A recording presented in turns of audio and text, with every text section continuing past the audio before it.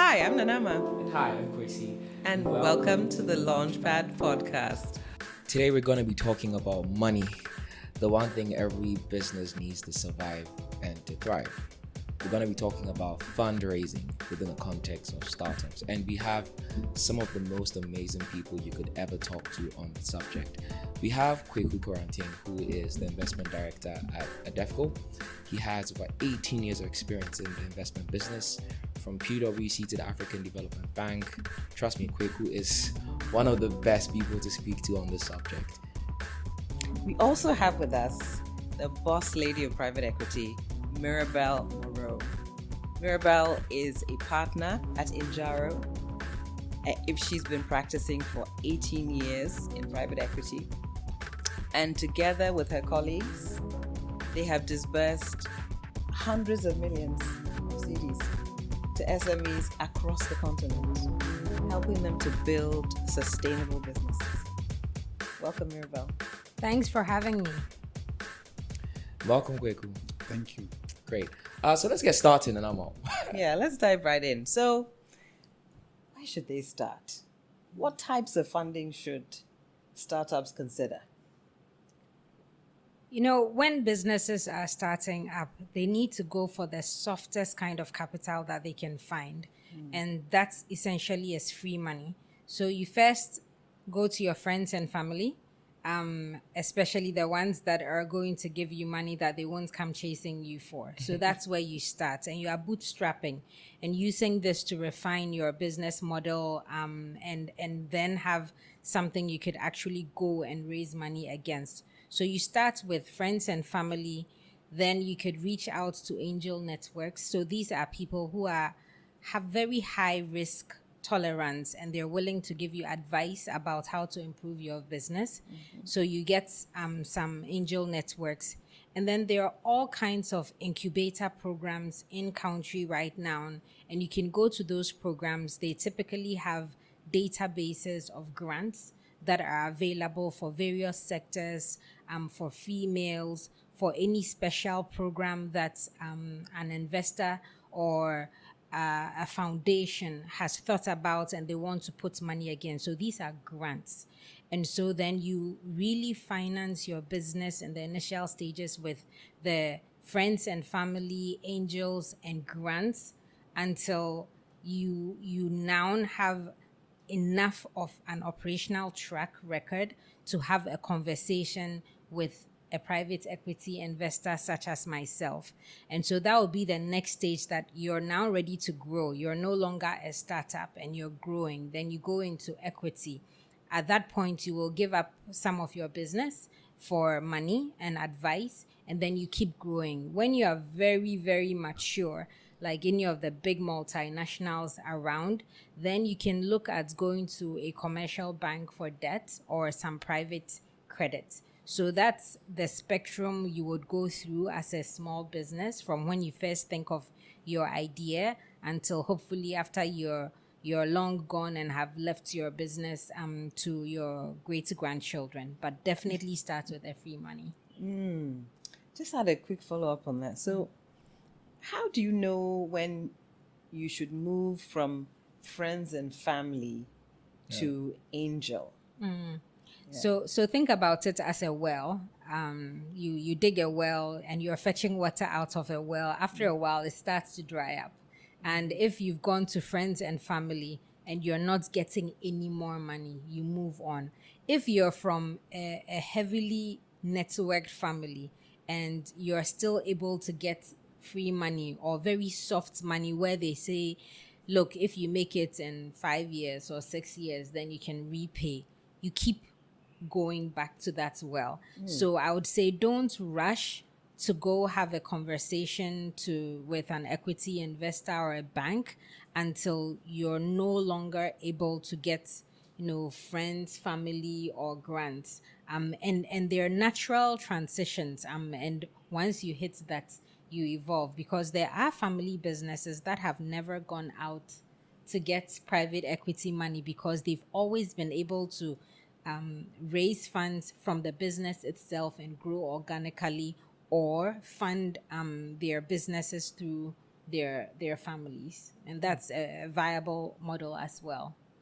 That's awesome. That's interesting, Kweku. So, what do you think would be the perfect moment? When do you know that you're ready to raise funding?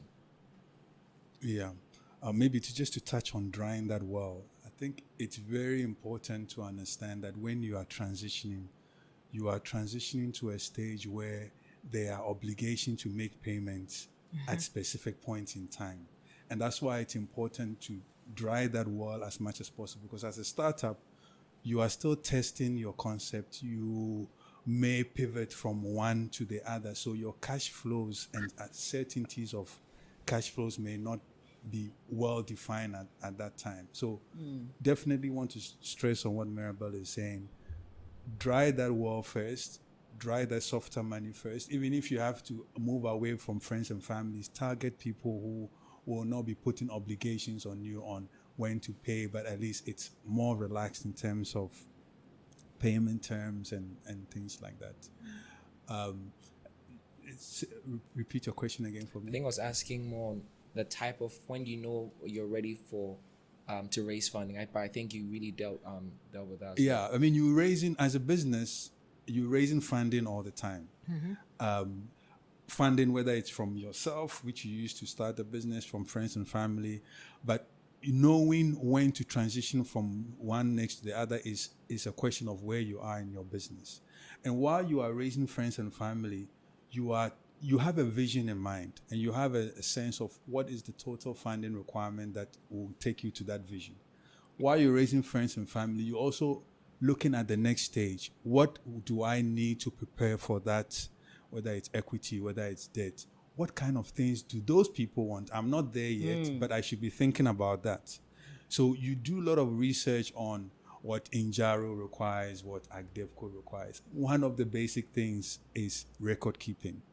So while you are not fundraising from Njaro yet, but you know Njaro needs or AgDevCo needs your financial statements, or at least a record of this is my revenue that I've generated over the past few years. These are my expenses, and this is the kind of profit I have been making. All losses, but this is the trend. They can see a trend of what things are looking like. So you are in fundraising mode all the time, but fundraising doesn't necessarily mean you are knocking on doors every time. Fundraising means you're also preparing yourself in your business to be able to approach some of these funders and meet their requirement that they may have when you are ready. Great. So let's say now you have approached these funders, and at the early stage, like Mirabelle said, you're most likely going to be offering up equity. What should some of those the considerations be for founders who approach early stage investors who are asking for equity in return? What should be the considerations founders should take into account before giving up equity in your business? I will start by saying advice is important. The podcast is not long enough for us to explain equity and the different types of equity, because sometimes you can give equity, but you can give something away that's equity-like. So you're giving someone equity risk, but he's not necessarily taking your share, the shareholding in your business in the concept that you have in mind. Maybe it's a preference share, for example. So it's equity risk, but their upside or the return that they will get may be minimized compared to the return that you will get. So start with getting advice, getting a sense of the broad range of instruments that you could be giving up depending on the stage of your business. Advice is key. I think whether it's paid for advice or whether you are Googling, or just try and get as much advice as possible based on the stage of your business. Then you have to consider where the business is and what concepts or what part you've proven already. Whether, for example, we deal with agribusinesses. Perhaps your little know-how is that you've linked 1,000 farmers. You are linked to 1,000 farmers and therefore can source from 1,000 farmers. Understand what that is worth by perhaps comparing to another company that has raised funding recently. They raised $1 million and they have 2,000 farmers. It gives you a sense, I have 1,000 farmers. this is the kind of range of my value of the business or the value that I am coming with. Once you have those little pieces in place, you can then debate with the funder who may come and say, oh, your business is worth X or Y. But have a sense of what is the value you've created. Start trying to put some numbers to it based on perhaps comparisons, based on even the future, what the future looks like in terms of what you can raise. But overall, advice is key. So I'm so glad you said that. I mean, Kwasi and I are lawyers. And so it's great that it's coming from you. From us, it sounds self-serving. I want to ask you, what type of advice? And, you mentioned there's free advice, there's Googling, and what should people be thinking about in terms of advice? What types of advices, and what would you recommend that people pay for? Yeah, it's a difficult one because it also depends on where you are in your business and your financial sort of capabilities. But I think there is advice suited for each sort of stage of your business. It's good to start with mentors. So start with people you've identified have gone through this before. They've raised funding, their business have progressed into a certain stage. Don't approach them asking for money. Just say, I just want to learn from you, understand where you've come from. Because you are at a stage where perhaps you cannot pay for advice. I think if you can start with that, when I'm saying free advice, that's where I'll start. Mentors, get as many as possible in the industry, outside of industry. Get close to Nana, who is a lawyer, because you need some lawyer advice, at least to start with. Nana could see potential and give you free advice for later on when she'll be charging you the big money. Okay. So start with that and then graduate to paid advice. And when I say paid advice, go to people you can see a track record of what they've done, transactions they've advised, what they actually did on those transactions. Some people, they are a small name on a big transaction advisory role, but their role, you need to understand what exactly did they just do the model? Then perhaps it's not modeling advice you need someone who could advise you on valuation, on how to progress to transitioning to in terms of fundraising, whatever advice it is.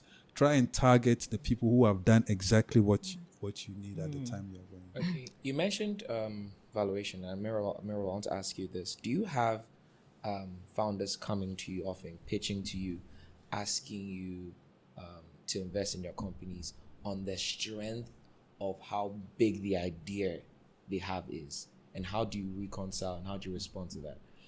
And that's totally normal. People will come in, they will have beautiful projections of what they think their business will do. And obviously overnight, they're going to conquer the whole world. They're going to flood the markets with their products, and it's just not realistic. And so by number one, as Kweku had mentioned, going to get advice. And advice is not just from successful founders. You also learn from people who haven't made it. Identify some of them, have a conversation with them, and then you'll pick up nuances about why they're still stuck and they haven't, broken whatever ceiling that's capping them. And then once you're at the point where you're thinking of talking to our investors, the idea is you're not putting down what you think we want to hear. You should really be thinking about what your business can do. And that means, number one, who is on your team, who's going to be working on this service or product that you're putting out. If you're a restaurant, who's a restaurant manager, who's in the kitchen, who's the main chef, who are the other assistants helping. What's your menu, right? How much does it cost for you to prepare the different food options on the menu? Are you going to deliver to the customers? Are you delivery only model? Are you going to have a restaurant? What does it cost to set up any of this? So you're walking through now and you've gone past the team to your model and your operations, and then how much it costs for you to fund all of it to bring it together.